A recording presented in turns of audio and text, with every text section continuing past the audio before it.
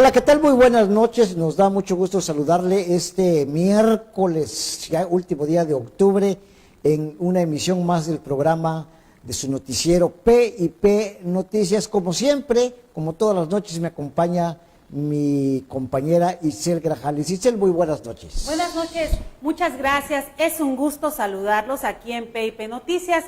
Y este 31 de octubre le informamos que hasta los empresarios gasolineros están hartos de los altos costos y los desajustes en la distribución de la gasolina en México. Escuchemos la nota de Dagoberto Zambrano.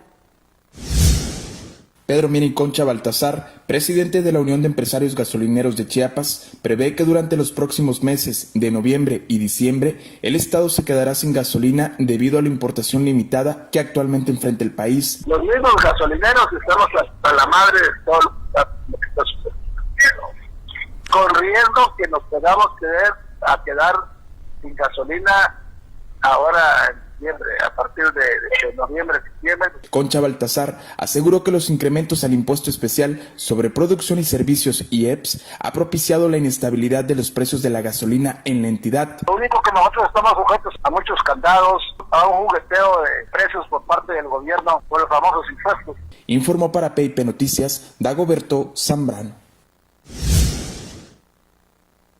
Bueno, imagínese usted, si los empresarios, los dueños de las gasolineras se quejan por el alto costo de la gasolina que se supone no iba a subir desde que empezó la legislatura, que ya terminó, y desde que empezó la legislatura, que apenas lleva 2-3 meses en funciones, se había dicho que no habría ningún aumento de gasolina, lo prometieron los entonces candidatos de Morena, del PAN, del PRI, del Verde, del PES, de todos los partidos, y nada de eso ha pasado. Pero fíjese que este aumento irracional de la gasolina ya rebasó lo que anteriormente costaba 1 litro de leche. Escuchemos el reporte que al respecto nos tiene mi compañero Dagoberto Zambrano. A 22 pesos está el litro de premio, a 22 y a 19 está la Magna. Sí, ya está demasiado cara, ya no se puede. De 2012 a 2018, el precio de la gasolina incrementó 64% en Chiapas, de acuerdo con cifras de la Comisión Reguladora de Energía, lo que ha mermado el consumo de los automovilistas. De repente la Premium estaba a 17, 18 y ahorita lo tienes a 20, 21 pesos. Y pues sí ha incrementado bastante. Yo por lo regular en mi coche le echaba Premium, tenía Premium, pero como incrementó así subió así de repente, pues ahorita ya no alcanza. La situación también ha repercutido en las tarifas del transporte público, donde el costo del servicio de un taxi para el trayecto más corto pasó de 25 a 40 pesos en los últimos 6 años. En el 2012 aproximadamente estaba como a 25, el servicio más corto. Ahorita el servicio más corto es de 40 pesos. Informó para P&P Noticias Dagoberto Zambrano. Y en este escenario tan crítico en materia de seguridad que vivimos las mujeres, la exsecretaria de la Mujer en Tuxtla Gutiérrez, María Enriqueta Burelo Melgar, pidió al gobierno de Carlos Morales Vázquez que no baje la guardia en la prevención y atención de la violencia de género aquí en la capital de Chiapas. Escuchemos.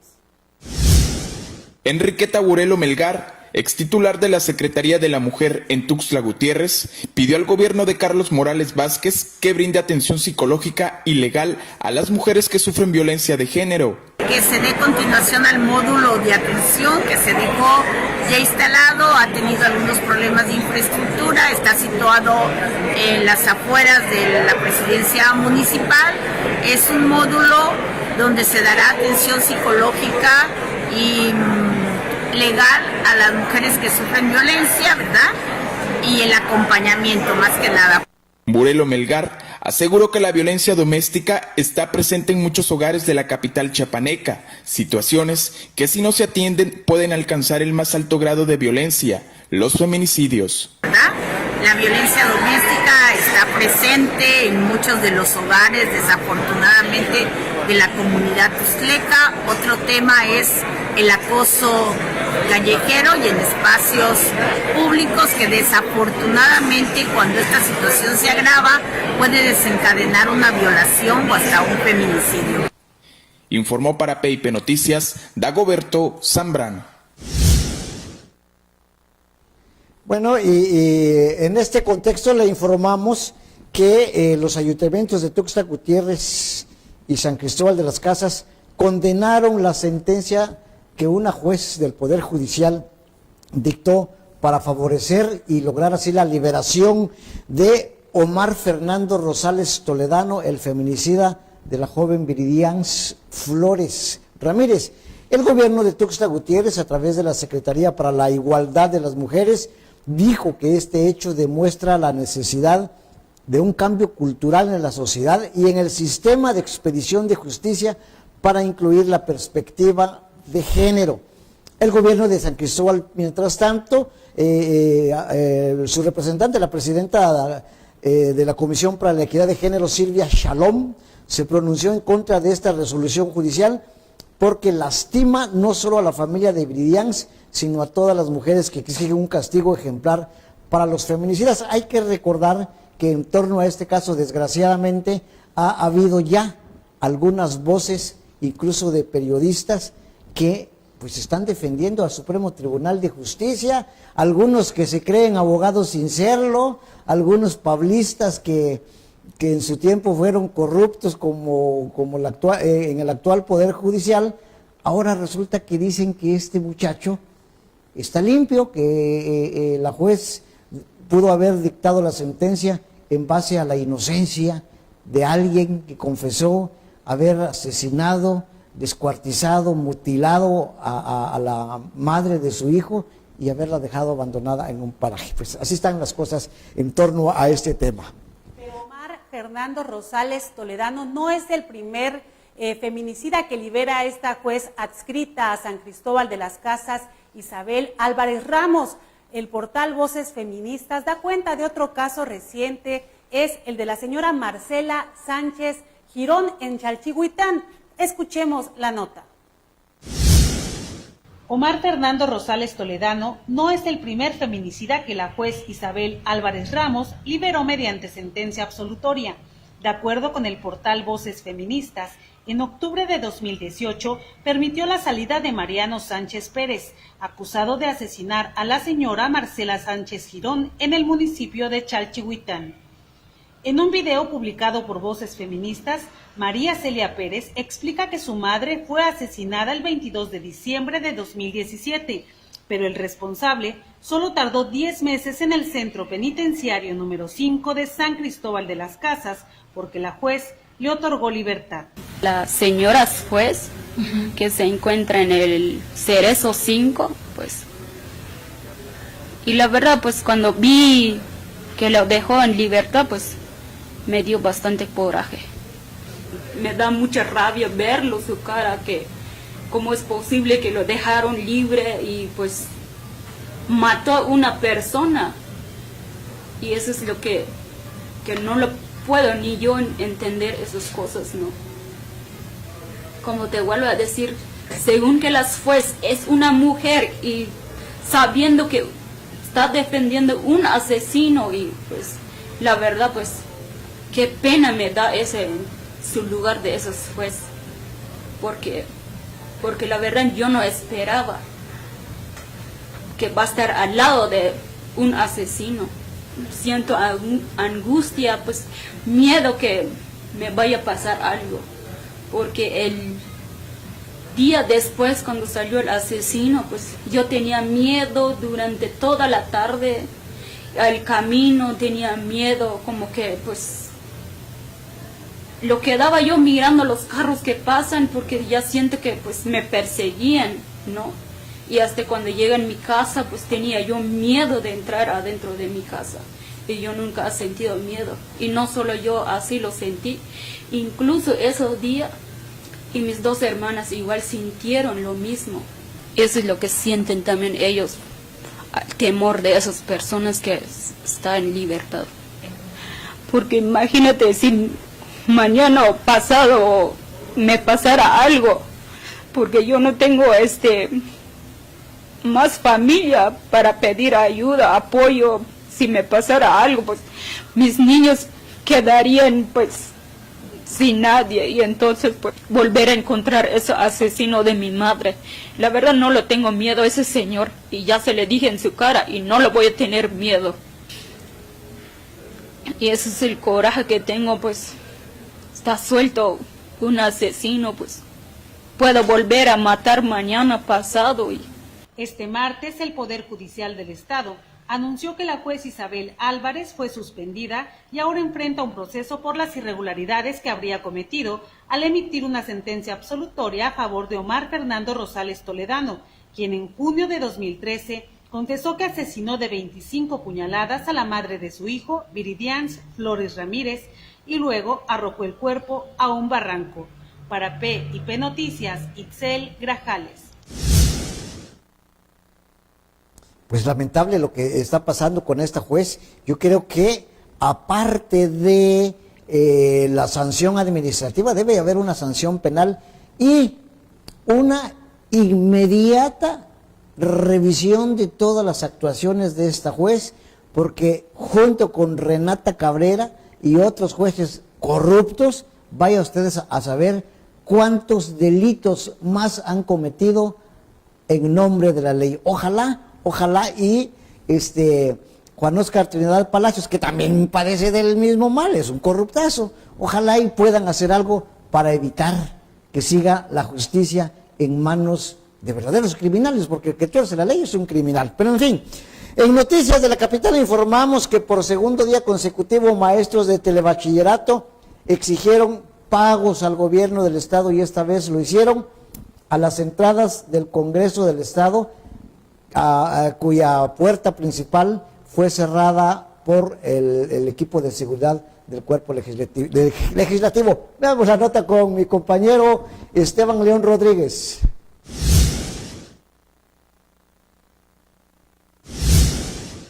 Maestros de telebachillerato se manifestaron la mañana de este miércoles frente al recinto del Congreso del Estado en Tuxtla Gutiérrez para exigir un supuesto adeudo de pagos desde hace 8 meses. Aseguran que el día de ayer tuvieron una mesa de diálogo dentro del Palacio de Gobierno. Sin embargo, les aseveraron que no hay manera de pagar en los 8 meses que se les debe. El día de ayer teníamos una fecha programada por parte de Secretaría de Educación que nos realizarían un pago de los 8 meses y 20 días que nos deben. Entonces, pues veníamos con la esperanza de llevar un dinero a nuestra familia, y resulta que el día de ayer el gobierno simplemente nos dijo que no hay dinero y que le hiciéramos como pudiéramos. Puntualizaron que el gobierno del estado les manifestó que no garantiza su seguridad ante la idea de realizar huelgas o bloqueos de calles en el estado. Por último, comentaron que tienen 2 días sin comer debido a que salieron de sus municipios solamente con el dinero de su pasaje y no piensan levantar la huelga hasta que se resuelva su situación. Pues si ya aguantamos hambre el día de ayer y hoy que pasa el día, no nos importa, pero queremos una solución. Para P&P Noticias, Esteban León. Y aquí en Tuxtla Gutiérrez, colonos de la colonia, válgase la redundancia, San Pedro Progresivo, exigieron la libertad de su líder, quien está acusado de haber despojado un inmueble que la gente utilizaba como mercado público. Veamos la nota.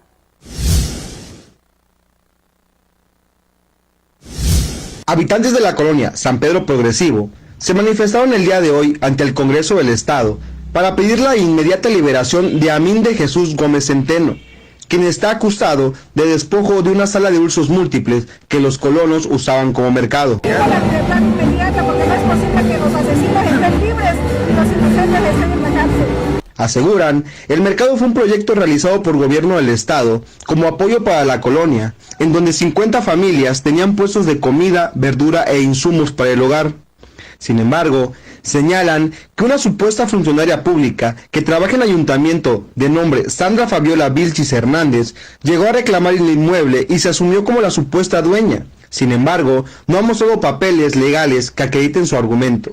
Es la señora Sandra Fabiola Vilchis Hernández. Ella dice ser la dueña. Todavía no nos han mostrado documentos ante las autoridades.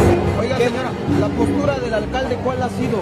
Negativa, muy negativa. Hemos estado desde los años atrás de queriendo dar la audiencia. No nos ha querido dar la audiencia. Aseveran que desde el año 2015 han sufrido acoso y persecución, mientras que el actual alcalde, Carlos Morales Vázquez, se niega a escuchar su petición en una audiencia.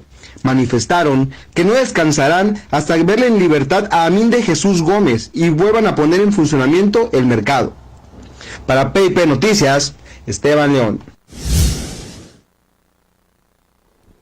Bueno, y déjenme contarle que ¿se acuerda usted aquella señora que decía que merecía la abundancia y la abundancia que tenía en su casa, perdón, era todo obtenido con dinero robado? Se llama Karime Macías, es hija de un muy culto chiapaneco, miembro de la Real Academia de la Lengua Frailescana, por cierto. Pues esta señora es esposa de Javier Duarte de Ochoa, el exgobernador de Veracruz, preso y sentenciado solamente a 9 años por haber desviado millones y millones de pesos. Esta señora Karime Macías se encuentra en Londres, desde donde quiso pedir asilo político para evitar la justicia mexicana. Hoy, a cuentagotas, a regañadientes, mordiéndose la lengua, el encargado de la Procuraduría General de la República, en una reunión con diputados, dio a conocer que el gobierno mexicano ya solicitó por fin una orden de detención con fines de extradición para que doña Karime Macías venga a disfrutar la abundancia a una cárcel mexicana. Escuchemos la nota.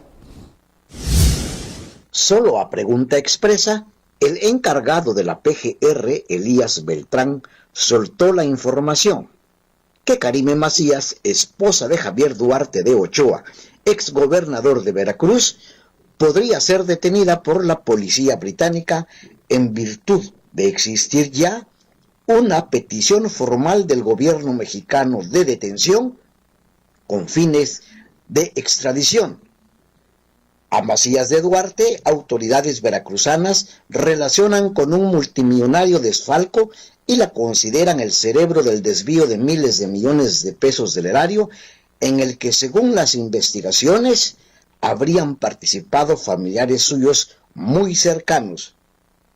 Originaria de Villaflores, Chiapas, la ex primera dama de Veracruz acumuló obras de arte con valores incalculables, ranchos, automóviles de lujo, residencias y, tras ser localizada en Londres, solicitó asilo político al gobierno inglés en un intento por escapar de la justicia mexicana. Elías Beltrán, en comparecencia con un grupo de legisladores, informó que se habían llenado todos los requisitos legales y estimó que la detención podría darse de un momento a otro, además de adelantar que hay más involucrados en los actos de corrupción que tienen al exmandatario veracruzano en una cárcel mexicana. Para PIP Noticias, Ángel Mario Xerato. Bueno, ahora la señora Karime Macías iba a necesitar mucha prudencia y paciencia. Y bueno, vamos a nuestra sección de encuentro parlamentario y para esto tenemos una llamada, un enlace vía telefónica con el especialista parlamentario desde la Ciudad de México, Manuel Arellano. Buenas noches. Buenas noches. Buenas noches, para servirles. ¿Me escuchas, Manuel? Sí, te escucho, Esther. Esperamos tu comentario. Bueno, precisamente repetimos el comentario de la semana pasada, no es lo mismo, pero sí actualizamos sobre los sucesos que han estado dando en la frontera sur, suscitándose en la frontera sur, principalmente entre México y el Centroamérica. Precisamente, Itzel, comentábamos este éxodo, esta caravana, como le han llamado los migrantes, llega a México. Hoy sale nuevamente otro contingente más, actualizando números, ya se están fluctuando entre 8 y 10 mil migrantes que están cruzando en este momento entre la frontera sur y todo el territorio nacional. Y esto ya ha hecho crisis en 3 frentes. Precisamente ahorita estamos aquí en la casa Jaime Sabines, en la delegación, ahora alcaldía de la Ciudad de México, Álvaro Obregón, donde estamos recibiendo defensores de derechos humanos a las madres centroamericanas que buscan a sus hijos migrantes. Este es otro frente de crisis más que ha generado 3 puntos. Uno, la frontera sur, el Suchiate principalmente, en el cruce México-Guatemala. 2, estas madres migrantes que buscan a sus hijos desaparecidos en México precisamente. Y 3, lo que hace Donald Trump. Hoy anuncia el despliegue de 7,000 soldados de la Guardia Nacional estadounidense a lo largo de los 3,150 kilómetros que tiene la frontera norte entre México y Estados Unidos. Itzel, yo creo que esto va para largo.